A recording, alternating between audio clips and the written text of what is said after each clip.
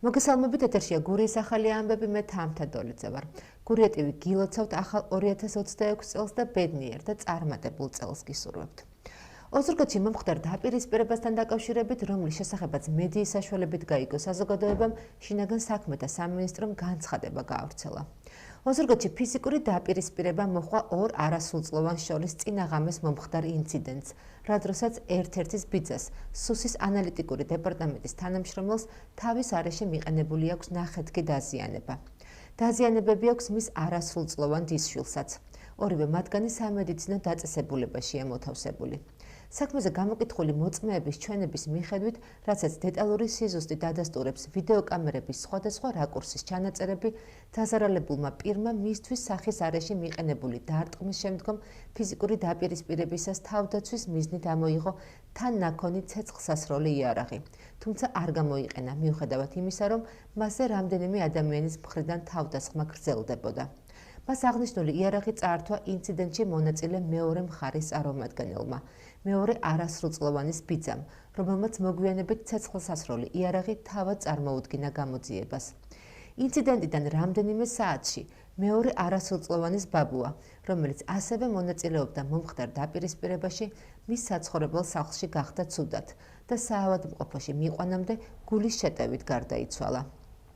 მომხდარ ფაქტთან დაკავშირებით მიმდინარეობს ინტენსიური საგამოძიებო მოქმედებები.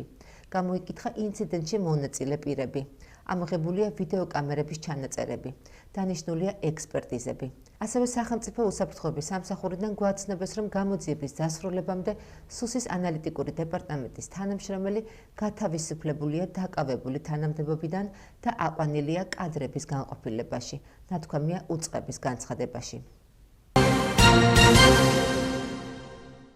საქართველოს პროკურატურამ ყოფილ პრემიერ-მინისტრ ირაკლი ღარიბაშვილთან საპროცესო შეთანხმება გააფორმა. მას სასჯელის სახით და ზომად 5 წლით თავისუფლების აღკვეთა განესაზღვრა. ასევე დამატებითი სასჯელის სახით დაეკისრა ჯარიმა 1 მილიონი ლარის ოდენობით.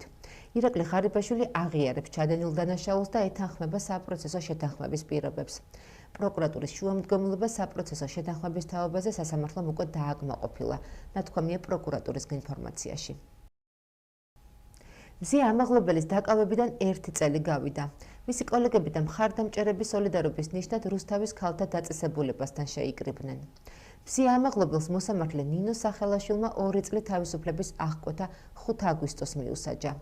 მზია ამაღლობელს თავდაპირველად პოლიციელზე თავდასხმას ედავებოდნენ, თუმცა სასამართლომ ბრალი გადააკვალიფიცირა და დამნაშავედ ცნო არა პოლიციელზე თავდასხმის, არამედ პოლიციელის წინააღმდეგობის მუხლით. 13 იანვარს 17 საათზე სოფელ შემოქმედში მდებარე ეთნოგრაფიულ სივრცეში კალანდა საზეიმოდ აღინიშნება და ტრადიციული რიტუალებიც გაიმართება. ოზურგეთის მერიის ინფორმაციით ღონისძიებები მოიცავს ადგილობრივი მეწარმეების ნაწარმის გამოფენა გაყიდვას, ქორეოგრაფიული და ფოლკლორული ანსამბლების კონცერტს, თეატრალიზებულ პერფორმანსებს, გურული კერძების კულინარიულ მასტერკლასს და ტრადიციული საკალანდო რიტუალების გაცოცხლებას. ღონისძიება გალა კონცერტით დასრულდება. ოზურგეთის სამუსიკო სკოლაში კი თათას ასათიანი აიგნერის კონცერტი გაიმართა. პიანისტმა შეასრულა ცნობილი ნაწარმოებები, მათ შორის შუბერტის 91 ოპუსი და ფრედერიკ შოპენის მეოთხე ბალადა. საღამოს, რომელმაც სასიამოვნოდ და საინტერესოდ ჩაიარა, ესწრებოდნენ მუსიკალური სკოლის პედაგოგები და საზოგადოების სხვა წევრები. თათა ასათიანმა თბილისის სახელმწიფო კონსერვატორია დაამთავრა. ის წარმატებით გამოდიოდა სხვადასხვა მათ შორის საერთაშორისო მუსიკალურ კონკურსებსა და ფესტივალებში. დაწყებით საფეხურზე თათა ასათიანი აიგნერი სოფელ ნატანების სამუსიკო სკოლაში სწავლობდა.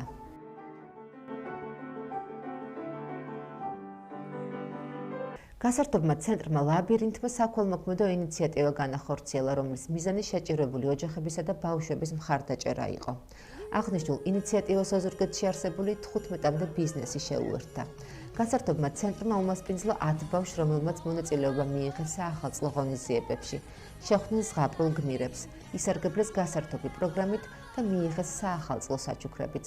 საქველმოქმედო დღეები გაგრძელდა შეჭირებულ ოჯახებში სტუმრობით.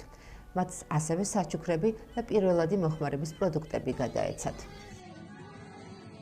დღეისათვის სულ ეს იყო, მე მომავალ შეხვედრამდე გემშვიდობებით, კარგად ბრძანდებოდეთ.